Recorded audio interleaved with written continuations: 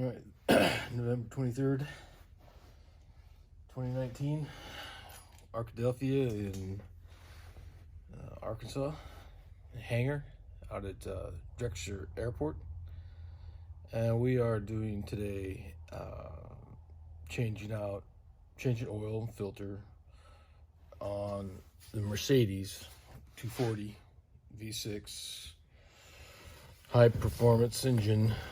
It's got three valves per cylinder, and it has 2 spark plugs per hole, just like an airplane. An airplane, the only engine I've ever seen in the production market in the 2000s on that have 2 spark plugs per hole, except aircraft. And so we're going to get set up today.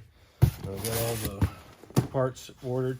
Half are Mercedes-Benz parts, half are OEM production. Cost savings is significant, worth trying them out at least. Good reviews after doing homework. So I'll lay out all the parts and I'll go through all that and what we're going to do and what we're going to do today on the Dragon Wagon.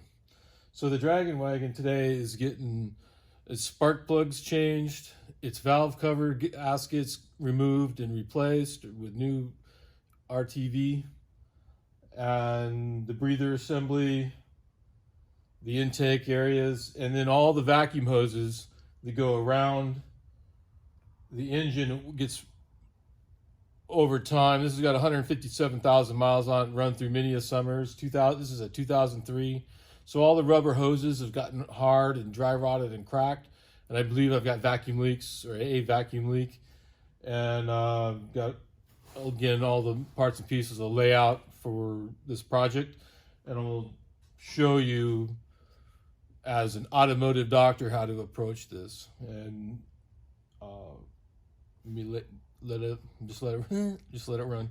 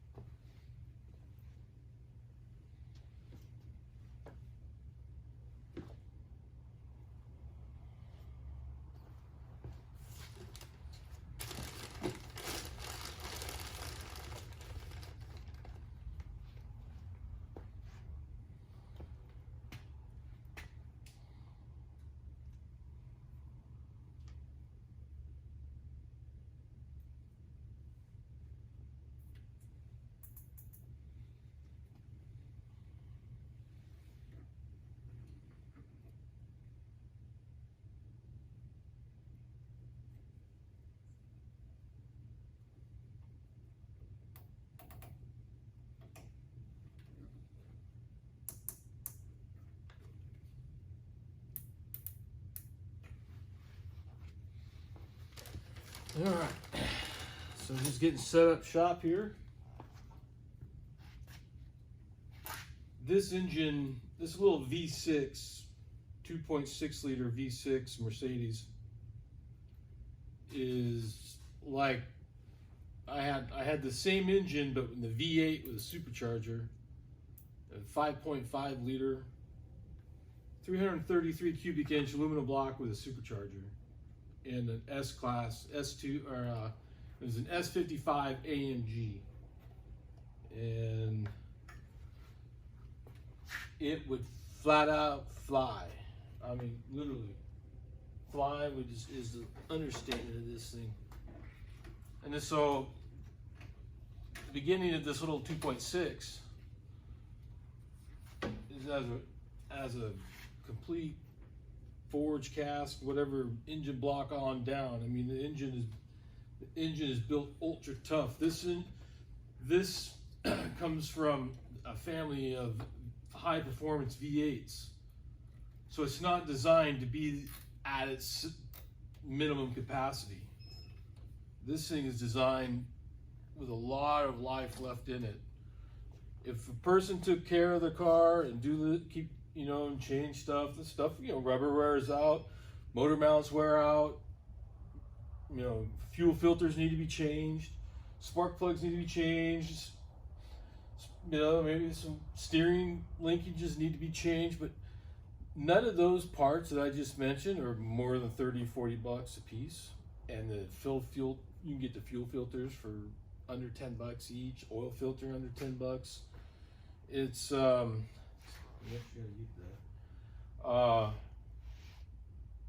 yeah, so it's a high performance built heavy duty, and they use this same engine, this same V8, the V8 version. All it is 2 more cylinders of the same engine, same injectors, same everything, just 2 more cylinders.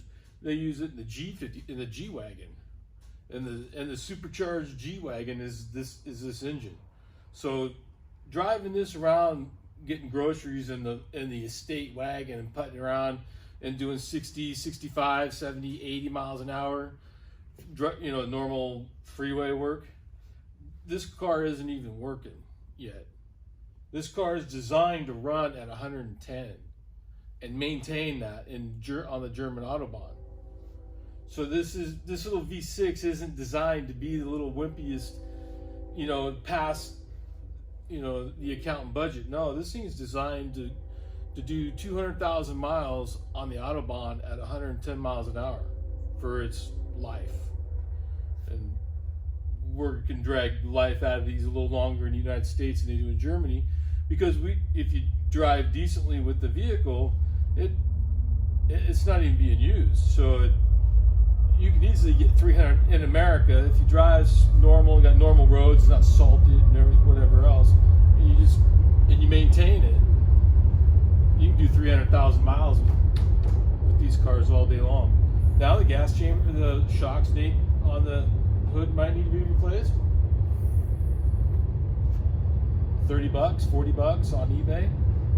They come the next day or 2 days later in the mail. So what we're doing now is a deep dive around the engine, all around this V6. You're going to get to take a look at it. I'll show you exactly from the top side down, so to speak. We're going to disassemble everything on top down until we get down to the valve covers, and we're going to disassemble all the wiring harnesses and vacuum lines and fuel lines all around the engine, just like we're going to pull the engine out. We're going to disassemble everything around the engine, no electrical. I take that back. Well, we got the electrical for the coils. So we have electrical, we have fuel, we have vacuum, and then we've got the oil filter. The oil, and Germans, they put the oil filter right here, and it's a very nice oil filter. In the way it's designed, and it's easy. You open that out, you lay that out, take it off. About 4 different little O-rings you take off. Put 4 new little O-rings on. Put the filter back on and put her in, and then you fill it with oil. So they make this engine, they make this chassis, they make this C-Class car from factory from factory, not in Munich Mercedes, but in Stuttgart factory Mercedes. They produce these engines and still a V6, but instead of a 2.6 liter, it's a 4.3 liter. A 4.3 liter with a supercharger. Same supercharger that's on the V8 AMG. So you can actually get this model. I don't know about the wagon, but you get the C-Class, but I think you get the wagon with the V6 supercharged, and you're looking at 400 horsepower and 400 foot-pounds of torque. Factory in one of these. In a little station wagon grocery getter. It's a C-Class, so it's a compact class. It's designed to compete against the Japanese small import class. The S-Class is the sedan, the limo, the Godfather dictatorship car. And that car is a beast. All tuned up, all running right, the hydraulic suspension, all of that tuned up on that AMG. And I guess the V12 is even crazier. So I'm talking about a crazy car with a supercharger V8, like a high school kid car. And they not only did they make that fast, they made one even faster. That's the S600 or the S65 AMG with a twin turbocharged V12. And let me tell you right now, that S-Class with that V12, the V12 has 712, I believe, it's been a while now, but I think it's like 720 horsepower with around 640 foot-pounds of torque. It's designed to run on the Autobahn at 180 miles an hour on cruise. And it rides down the freeway like nothing.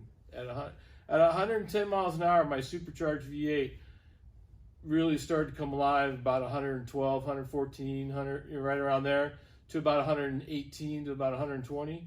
In that region, the air is coming into these ram filters or ram charge that the car starts to breathe. I mean, it actually is like you can feel the car come up on the back, and it's just like it's alive, and you're not floating. The car is alive up on the hydraulic step. It's a race car suspension type, and no body roll at all. So when you go around the corner, even this way, the system's in it, level it right back up, so it goes around the corner like you're driving like Mario Andretti. And you can turn the button off or hit the button and turn that suspension off, and just normal hydraulic suspension, and it's like you're falling all over the car. You hit that button, I mean, pronounced 80% pronounced change to where it's now a beast, all four wheels with 700 horsepower, designed for the Autobahn. And then it has mine had a front radar. So this is mine was 2003, so this is before any of them came out with it. But it was a front-mounted radar. You bounce off the car in front of you, and you can adjust with a little wheel when you put cruise on how far to keep yourself in front of the car. And if there's no car in front of you, you can set that sucker for 155. Badass machine. I'll try to not use bad language too much, but it's just, and I didn't know it.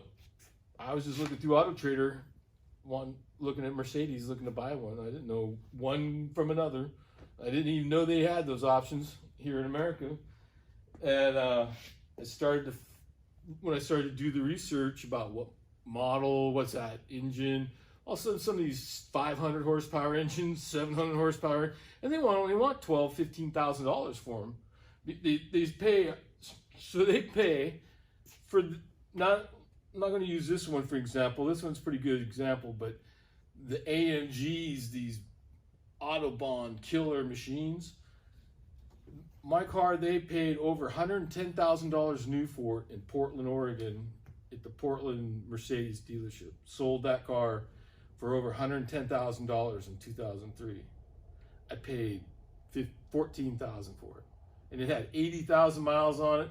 The Carfax was so, yeah, everything's been replaced, fixed, or whatever, dialed in, and that car was bulletproof. Because, I mean, they run those S-Class, these Mercedes all through Russia, and all these third world countries run these Mercedes all over the place. Once you get past 60 to 80,000 miles, all the bugs and whistles or whatever, all the bugs and tweaks will be identified by at least 80,000 miles. So you buy one at 80,000 miles, it's been through a Carfax, it's been through where it's always been to the dealer for everything, and then, you know, and it was constantly serviced throughout its life, and maybe some major components have been changed out, whatever. But if it's running good at 80,000 miles, for the most part, it's going to continue to run good for another, until at least 140 to 160,000 miles. After you do your maintenance, making sure that the brake, because these, you even change your brake fluid. All the fluids get flushed in these things. And they try to put some lifetime transmissions where they don't even have dipsticks. So there's no dipstick. There's no oil dipstick for these cars. These how advanced these cars are. And there's no dipstick for the transmission. If you want to know what the oil level is in these, you got to go inside after it's sat for 20 minutes, turn the key on and cycle through on the steering wheel and the computer module and get to oil check, and it's got an electronic oil sensor level, a level sensor, and then you hit it and it'll turn on, it waits a few minutes or a few seconds, and it'll come back, and I had to add a quart just a couple weeks ago because I knew I'm now changing oil, but I knew it was low, it was getting there. But I ran this thing hard for 10,000 miles on this synthetic oil, and I let it run during the summer for air conditioning, where I would be sitting and just be idling to keep the car cool. So not just 10,000 miles, but 10,000 miles through the hot heat of the summer here in the South, and sitting there in parking lots and letting it idle, waiting on things as I'm trying to get stuff accomplished and whatever else out there on the road with this thing, and running it pretty hard in the heat. Not hard, not running it like driving hard, but just running it in heat hard, just keeping it running. That's hard on an engine just to sit and run in the middle. It's like in the winter, right? It's not good for it, but I let it run. So that's probably got equivalent of probably 15,000 miles on this oil change, and I used 1 quart throughout that whole process. And so now we're going to change oil. We'll check the oil. We'll look at it. It's the oil I chose to use is Mobile One 15W50, because this thing's got 60,000 miles. I'm running thicker oil, and let me find the oil filter.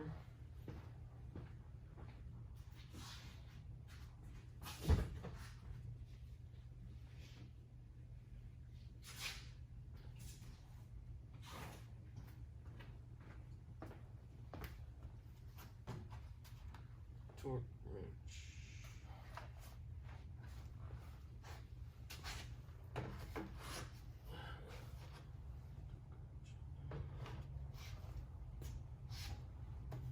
So this is the oil filter for these, for almost at least 50% of their cars. I would think almost closer to 80% of the Mercedes-Benz to change the oil filter. The one is on top, and they don't drip. I mean, it doesn't make a big mess. And it comes with O-ring kits, and then it's all felt.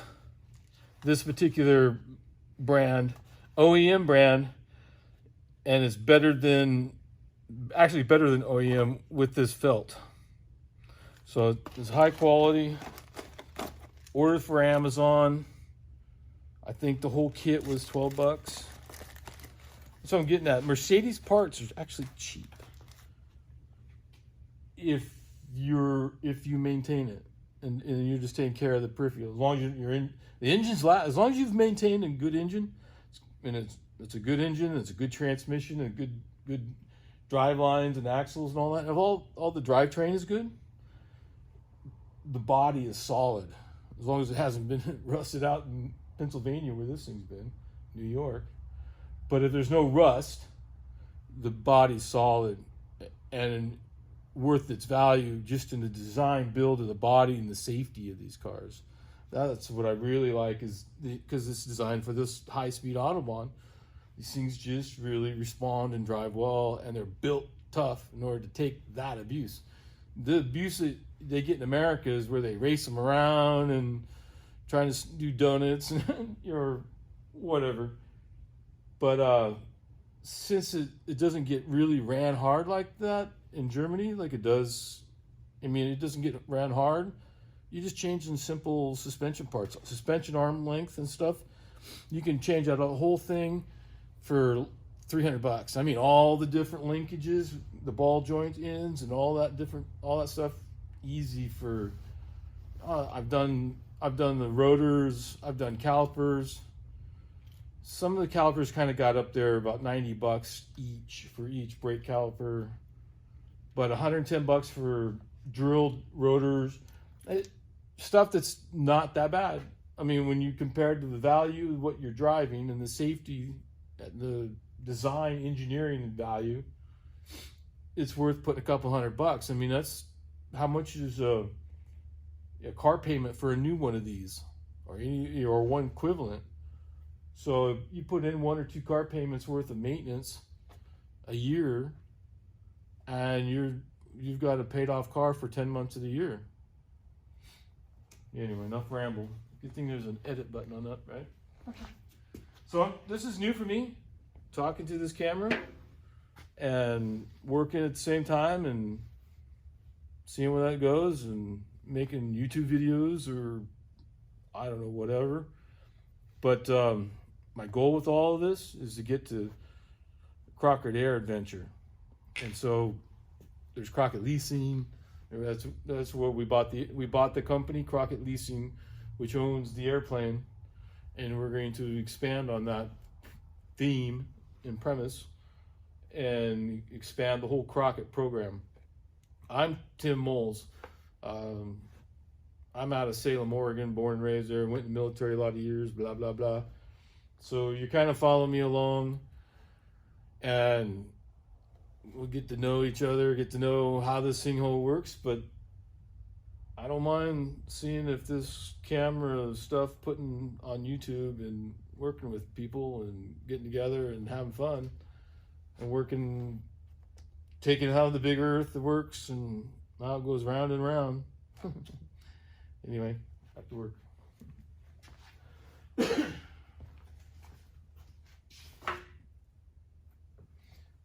So I am going to stop this for a minute, just because I don't want to burn up such, because these things are gigabytes, right? 27 minutes, that's a 3-4 gigabyte file.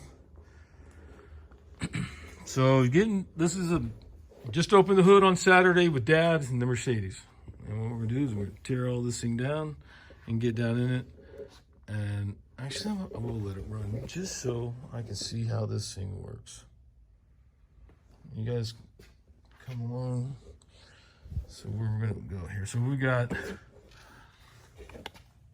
exhaust manifold, the intake manifold seal, oil filler cap, rubber seal, spark plugs, turn signal blink indicator, spark wires, spark plugs, coil packs, vacuum lines, a little starter fluid, brake cleaner, engine degreaser, because we're going to do the valve covers in here, and when we do that out, there's no actual valve cover gasket. It's only done with the black RTV seal.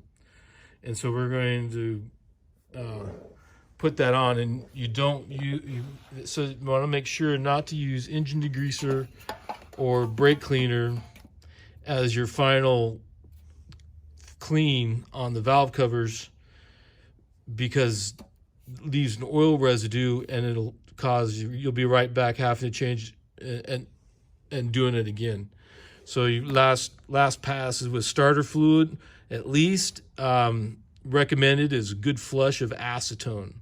and so to get rid of all oil residue before we get into the oil or the RTV sealant. I don't know what happened to the RTV sealant. Tell me. Oh, there it's on. I put it on the dash. That's right. I put that on the dash to warm up, so it doesn't get cold. So the black one is Mercedes-Benz gasket maker for the valve covers. I've purchased the red. I've had it with me on the airplane, so I grabbed it just in case. It may not be enough. I'm not sure, but I have a little something for standby, and then putting it in a little thread locker because the nuts and bolt. We'll get into it. The bolts that the assembly, the valve cover assembly together, are very finicky, and there's a couple around a breather spout that are out of magnesium, and they're one-time use only. So if they don't work, I mean, you don't reuse them. Well, we're gonna go through this process and see how it works.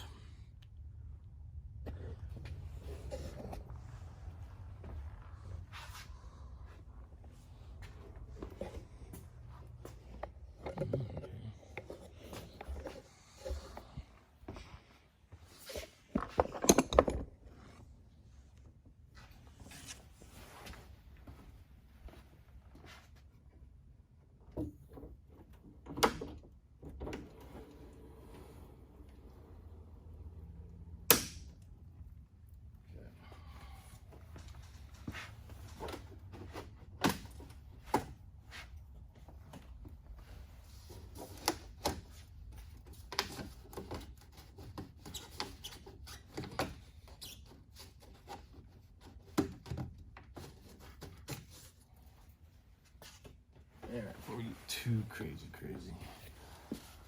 So I guess that'll be a good place to sit and see how it goes and bring you back and forth.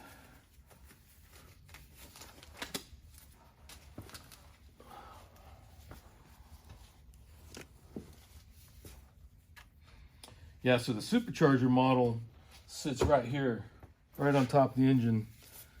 And boy, I tell you what, when you hit the throttle on that, it's instantaneous. There's no turbo lag or it's got to spool up or, I mean, it's right now. Highly impressed.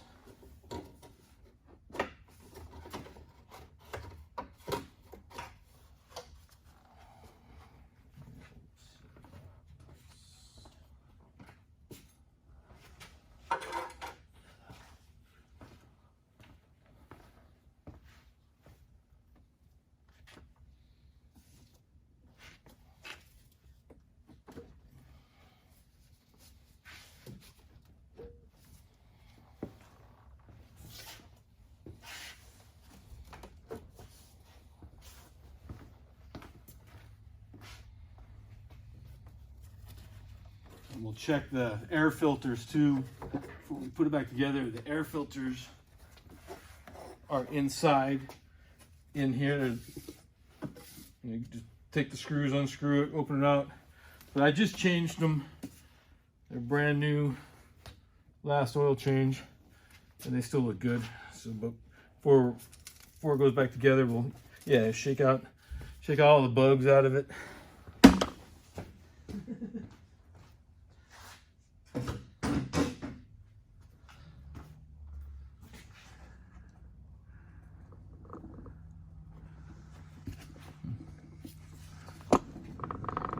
How about we move you maybe this way? I'll be able to get a little.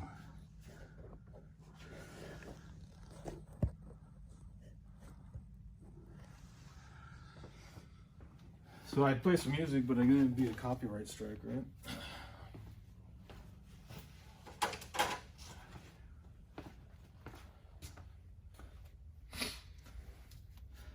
Air pump assembly is a small control. More small control, vacuum lines.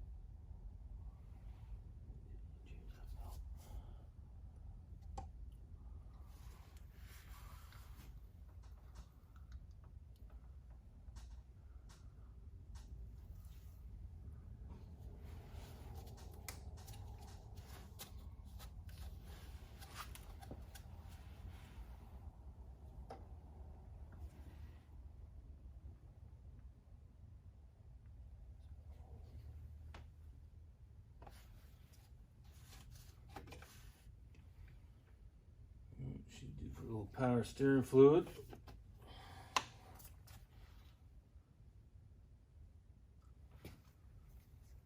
Alright. Bring you along here. So what you have here is a high performance 6-cylinder. I mean, this is I didn't know they even made this in the 6-cylinder, but so it's each cylinder gets its own coil, and it has 2 spark plugs per cylinder. So the coil fires both spark plugs. What we have here is this hose here, and this hose here, and other hoses back here, and stuff all back in there is getting changed out. That hose over there, all the rubber hoses that you see back through here that are all connected to the crankcase vacuum system and what have you, is getting changed out today. Along with each coil pack is going to get replaced, and spark plug. So 12 spark plugs on the V6. So they make, and again, then you do this in a V8, right? So you got 16 spark plugs on a V8. They basically do this with a V12 with 2 spark, and so their V12s have 2 spark plugs per cylinders. Their 700 horsepower engines are built like this, and this was built to see if they could get more mileage out of it without losing any of the performance. And it runs for a little 6-cylinder. This little car runs like a champ. And it's just this cool little station wagon. It needs a little TLC and thing. The coils, next thing is I got to do the front coil, the rear, do all 4 struts, coils all the way around it, which are not that expensive. Again, everything I can get done for less than $500. And I already have new front rotors, and I have new calipers, but they're in Pennsylvania. So if I can hold off until I get back to Pennsylvania, I'll then be able to change those out too. So yeah, I was just surprised that this little engine is their fuel efficient gas engine. It gets all tuned up. This little thing gets 27 miles to the gallon. But you put your foot in it and you're doing 120 and you're not sweating it. All right.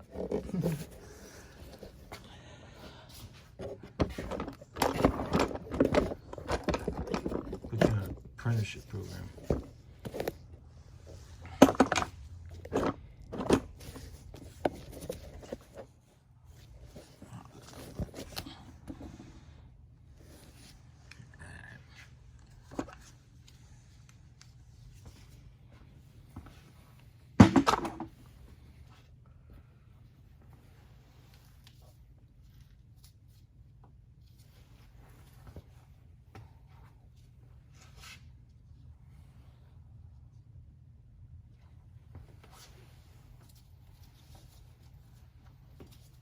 Like I didn't get all the hoses I wanted. I should have gotten.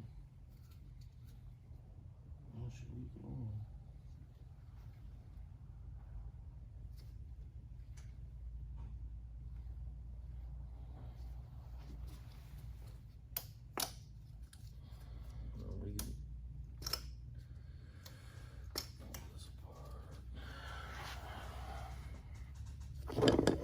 Excuse me.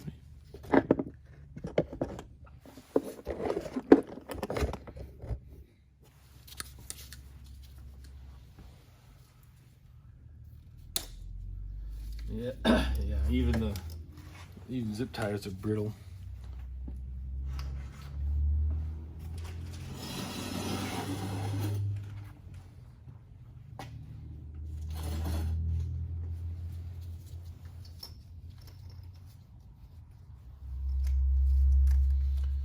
Let's just take it all off and taking a good look underneath while we're here.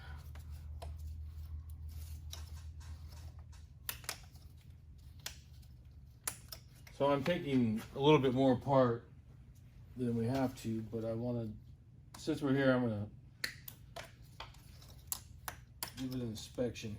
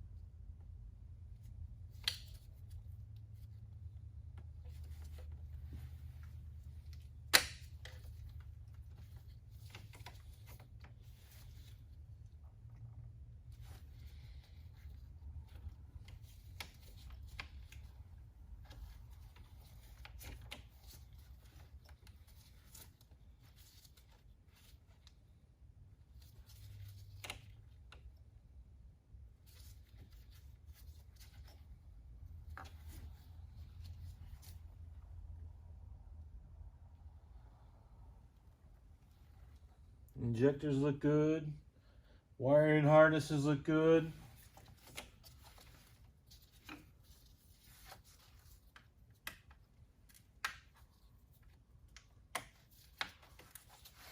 Wiring harness looks good.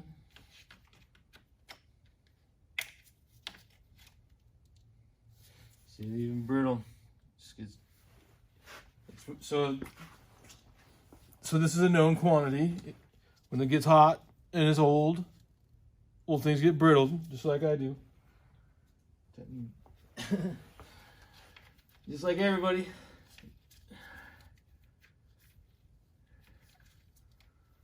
Maybe cold start. I don't know.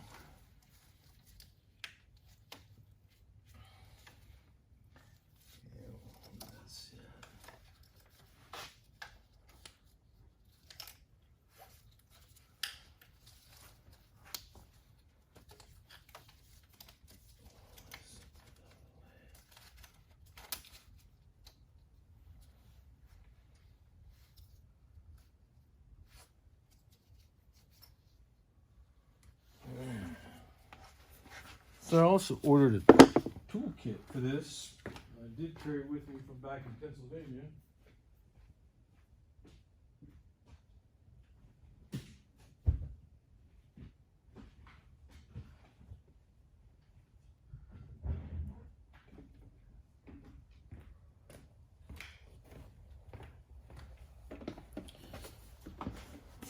Bought is 35-piece star socket and bit socket set, because you have these funky star heads, both male and female.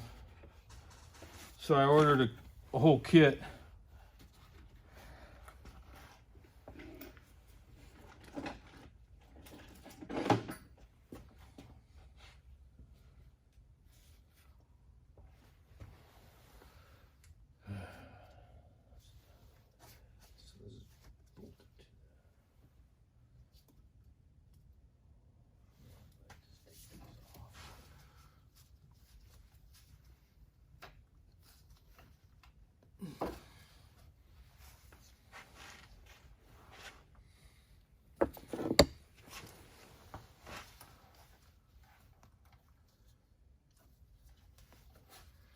So what I'm observing here in the wiring harness assembly, because there's 2 spark plugs per cylinder, the upper spark plug goes to the most forward part. Bottom plug, rear. Next one is top plug, forward. Bottom plug, rear. Next one is top plug, forward. Bottom plug, rear. So they're not any special order other than that, meaning they're not different lengths, so you don't have to chase all this stuff down. They're all the same length. I don't know if these things have ever been changed or even off. To be honest with you, it doesn't really have to come off, does it? It just have to come off the spark plug.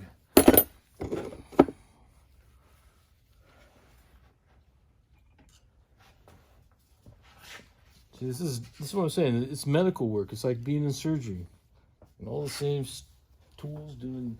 It's all got to breathe and bleed, and can't let it leak out, and battery goes dead, right? Shock it.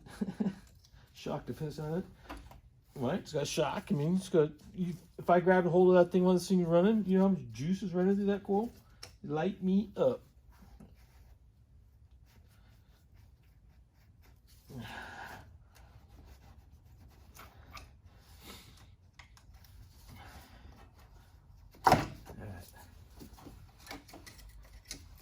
So that's the spark plug socket. I mean, see, metal.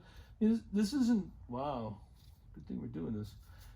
You can tell that this isn't a cheapy engine system.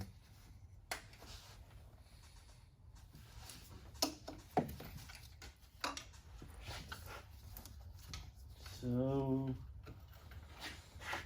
blah blah blah blah blah blah blah. I think I didn't get it. Oh, did get it. How about that?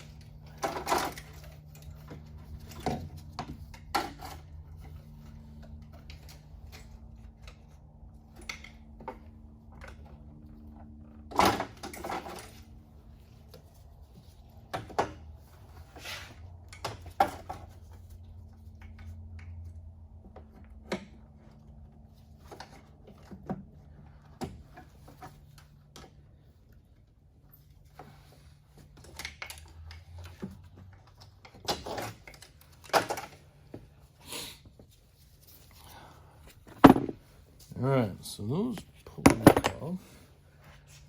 And the Torx.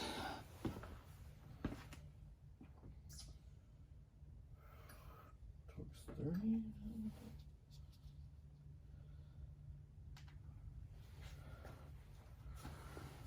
Let's see.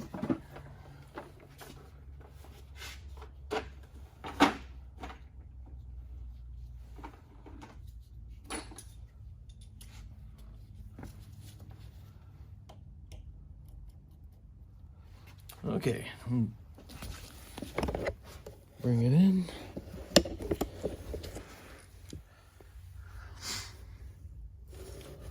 So you can see the coil packs. Now the coil packs have been pulled back from the spark plugs, and the spark plugs are way down in there. Way down in there. This camera gets in there. See, I've never been able to see that. How cool. And we're gonna get some more electronic equipment where we can do borehole scopes and stuff. Now you see the fresh looking oil? That's been just pouring basically, or squirting out of this top of that valve cover.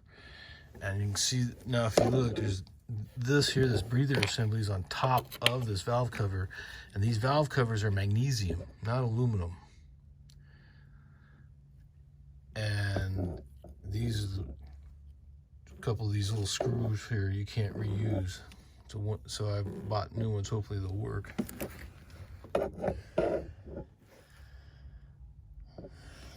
Should be one. All right.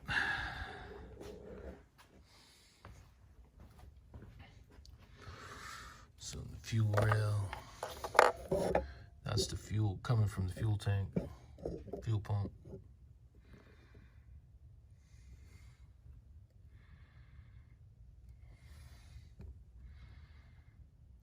Okay. All right, we're gonna make it work one way or the other.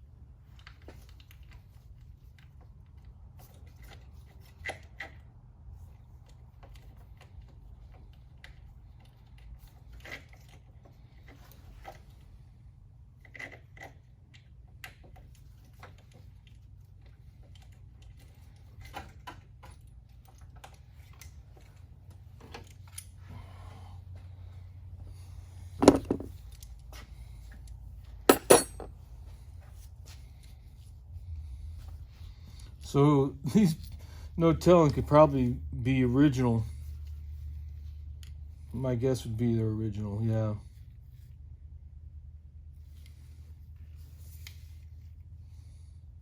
$157,000 miles on these. Bosch.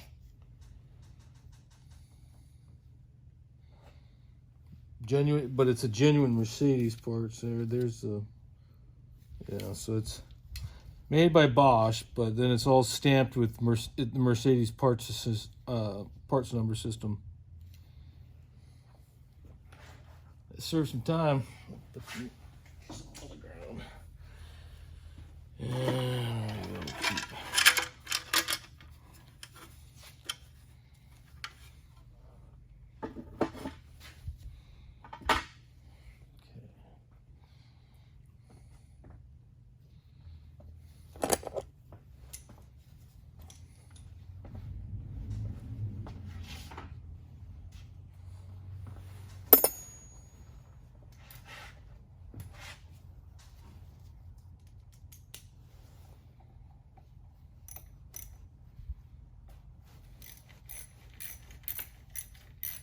And And because there's so many of them, and the way it's set up in different manufacturers, in different production runs, or different part model suffix, you know, same thing but just a hair different, you don't want to change just one coil pack. If one coil pack goes bad, the others are not far behind.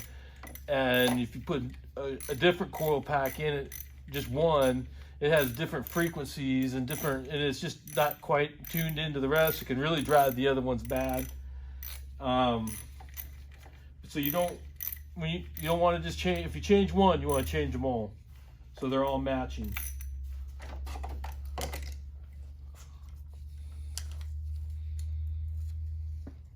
So I'm seeing oil on this one. Quite a bit of oil, but that's coming over the top of the valve cover, you know, and that stuff just takes. So I'm sure that the valve cover is original. I don't think the job we're doing now has been done before. So it's 160,000 miles almost on this car, and usually they do this about 120,000.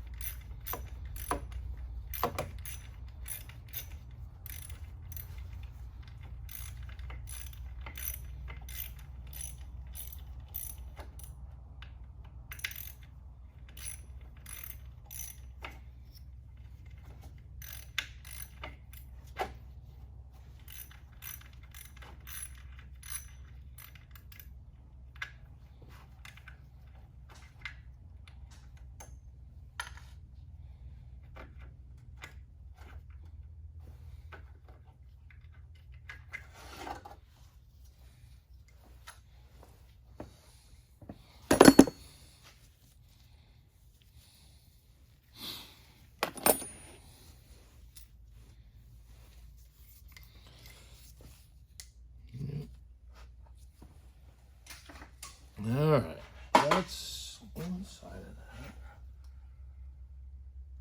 that. Let's take a little squirt of greaser here.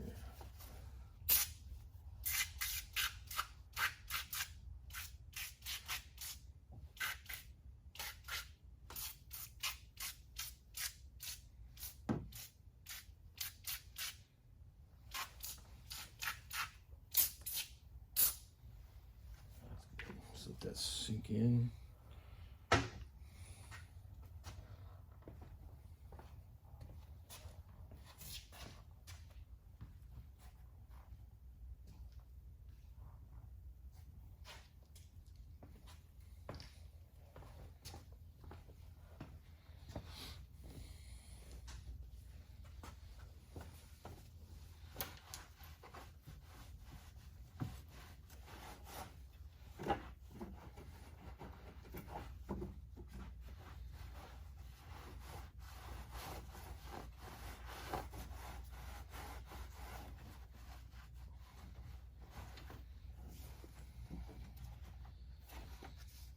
Yeah, radiator. So the radiator hoses should be next. The next project.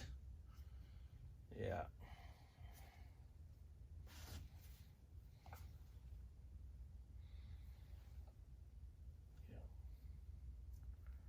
And get new clamps.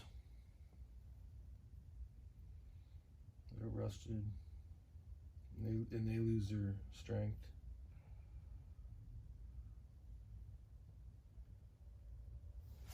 I like this little car. It's four-wheel drive. You had a little more ground clearance, it'd do a whole lot better in the mountains, but still four-wheel drive. It goes good.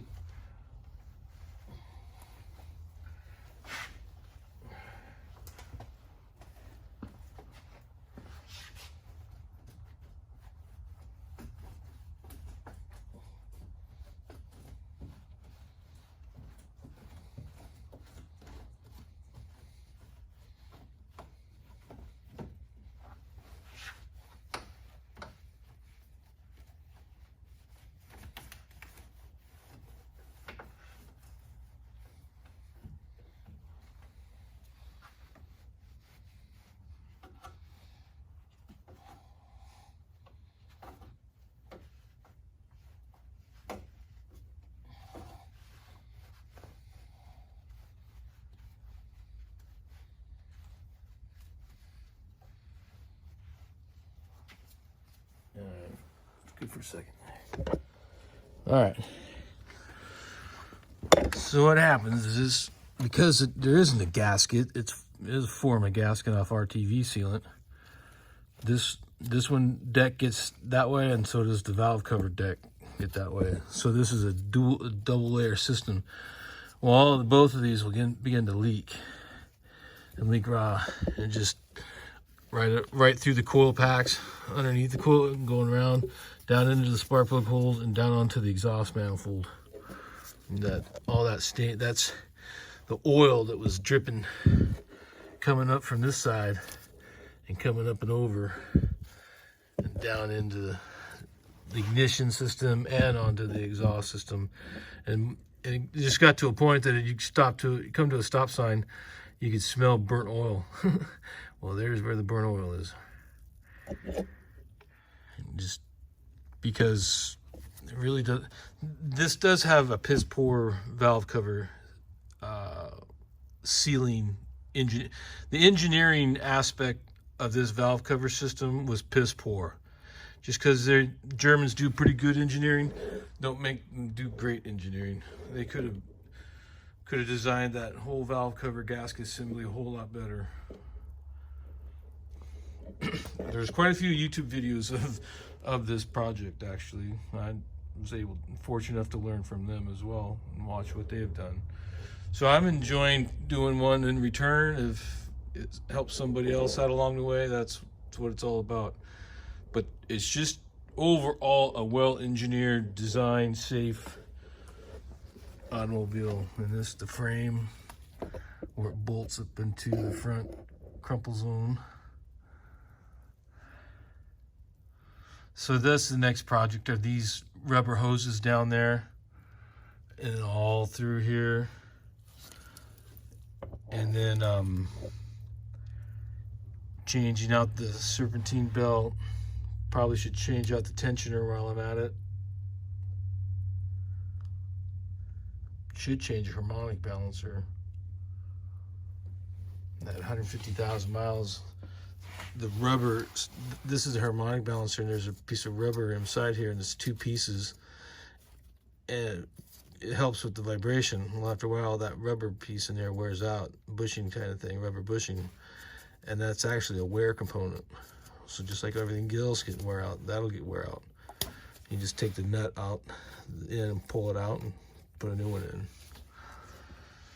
If you can find one for a decent price, that might be a little expensive, because that's not a real normal job done. It's not our job. It's not normally. This is a normal job. What we're doing here is probably one of the most normal jobs in this project, or in this car, at least firewall forward. Just changing out all these black hydraulic lines and then putting in new sealant. All right.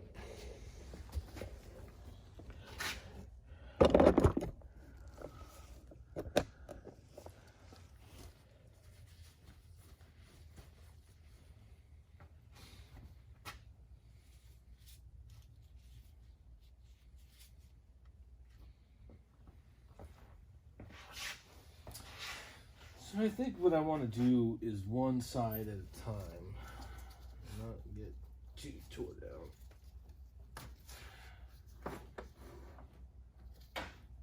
This is going to get replaced, but I'll replace it when it comes time to put it back on.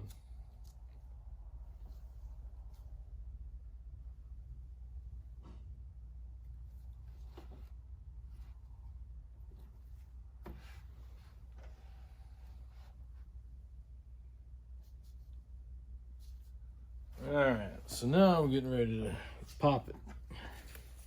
This is where the brake cleaner comes in. This is chase away all the grime and debris on around the valve cover before we open it, so it don't get inside the engine.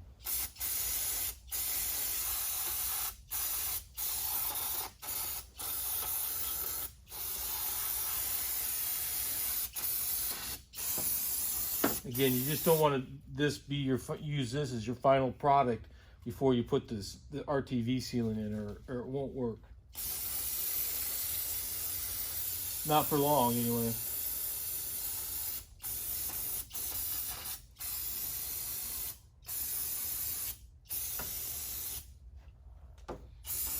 Alright. And we'll do the spark plugs after we take the valve cover off, because it's a whole lot easier to get to it.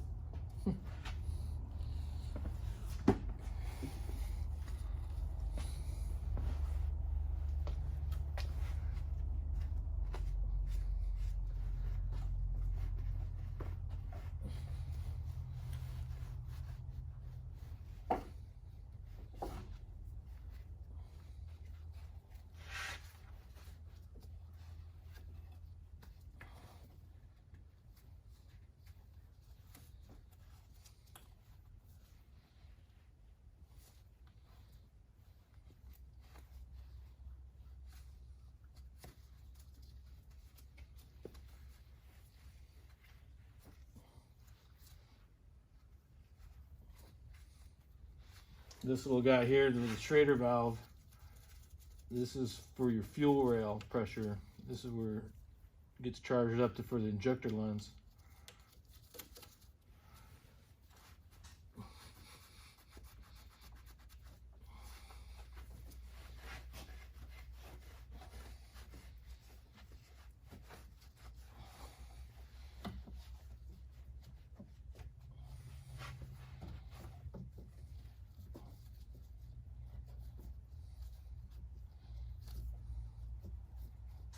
So let's take a little screwdriver.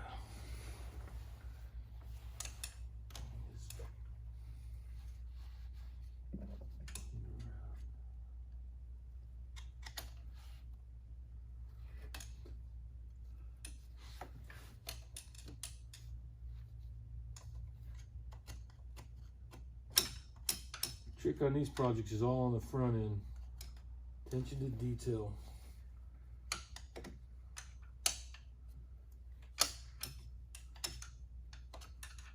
And because this is a tight tolerance type engine,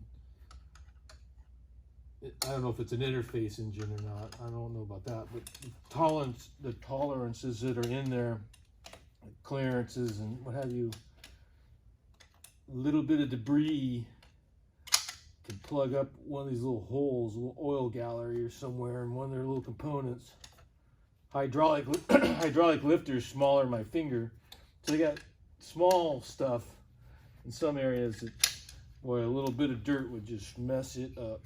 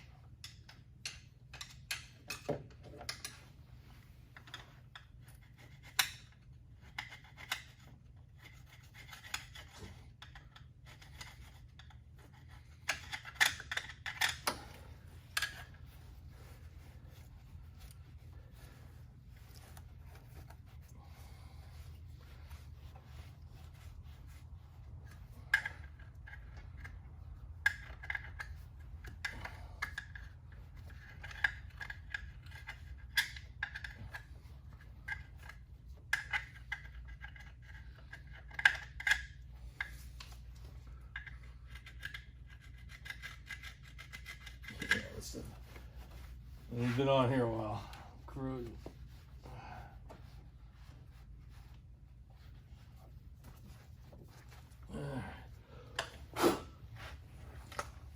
And then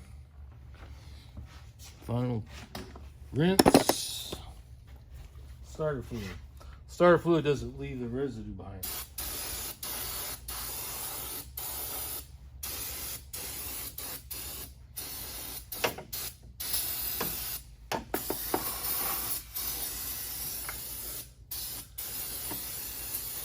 And it's cheaper.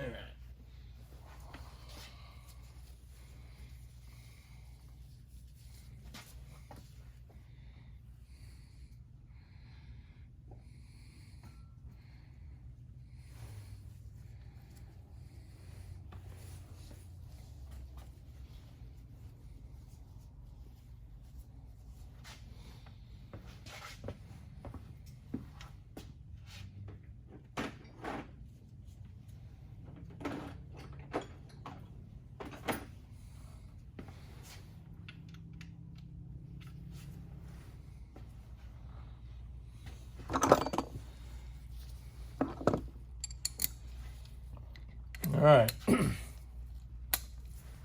It's got a 10mm Torx screw to it, or bolt to it.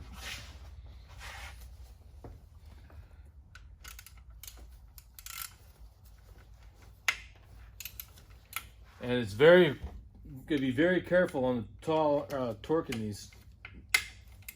They need to be precise, and I need a different kind of extension.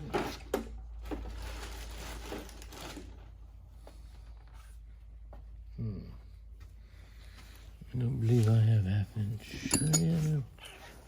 Or 3/8, I should say.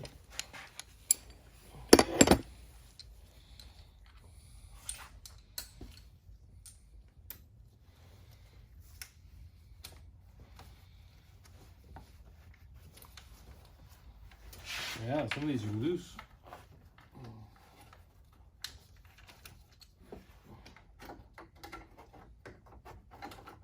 Bottom ones are loose.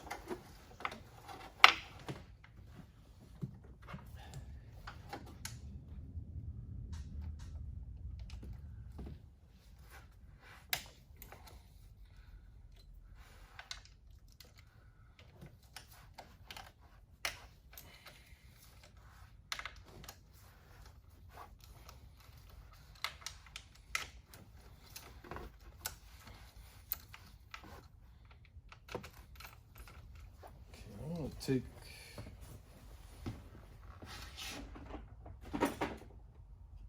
valve cover.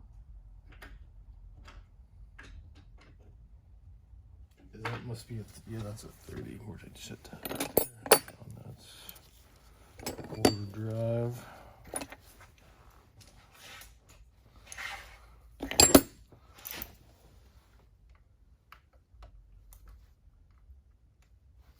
Barely, yeah. And these are the ones that are supposedly magnesium screws, and you are supposed to throw them away and use different bolts. But you know what? I think these are going to get reused. We'll see. Let me inspect it first, but because the bolts I have, I don't think are going to work. Won't go down in that hole.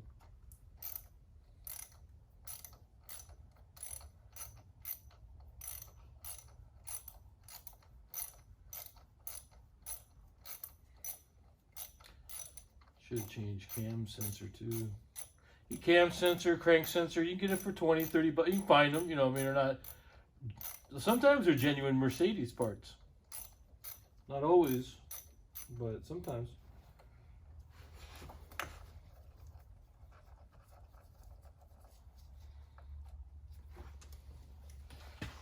So, this is one of these special little bolts that are supposed to be one-time use and get replaced. But this time, I'm sure it's been used many times. It's going to get used again. After I once I run this through the glass bead, it'll be good as new.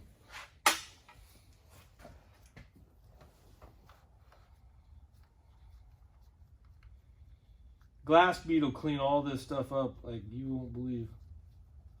Make it look like brand new. As long as I got threads, she should be good to go.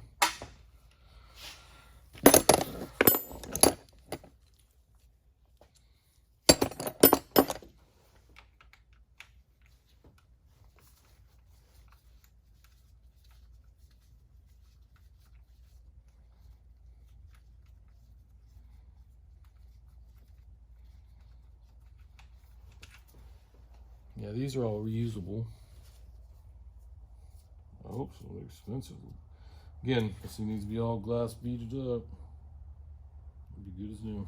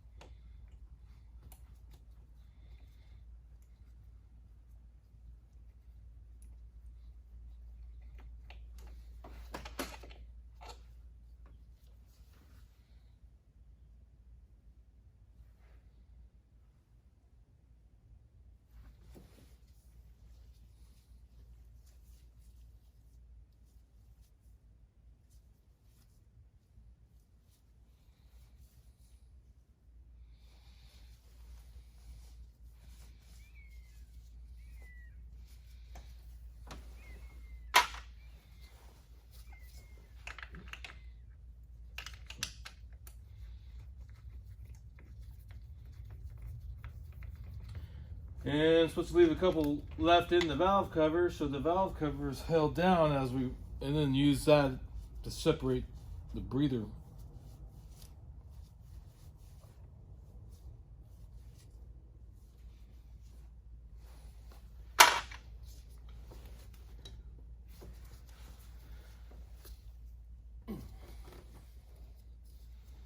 Okay.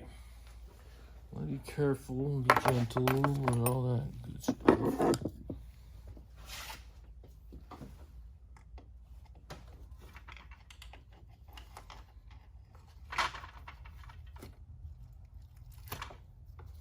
Okay.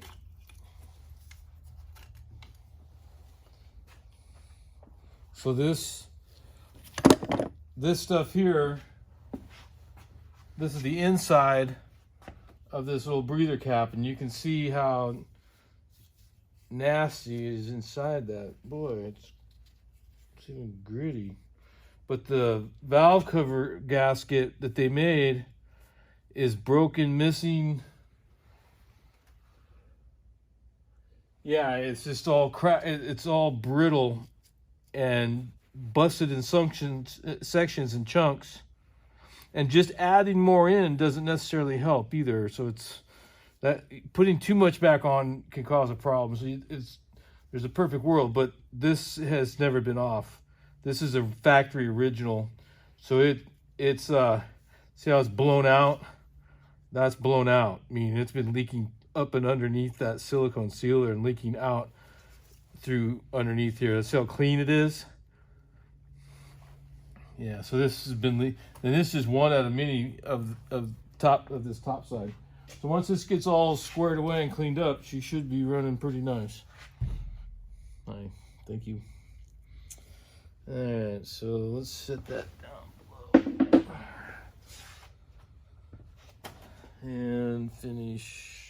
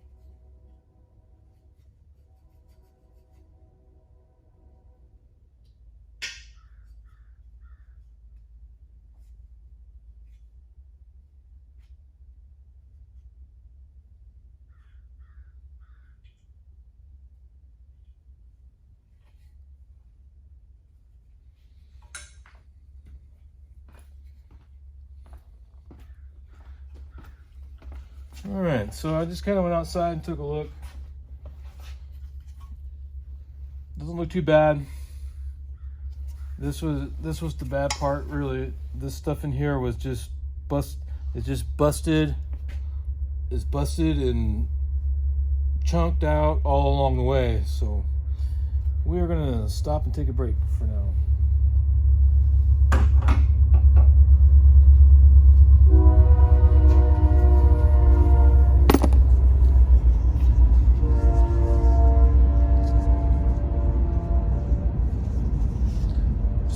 do that though, I'll kind of pan in and give you a real nice view. It's three cylinder, or 3 valves per cylinder.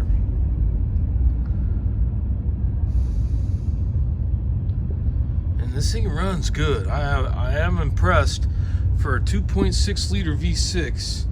This little machine gets right on down the road. I mean, I can merge at 75, 80 mile an hour into freeway traffic without even worrying about it.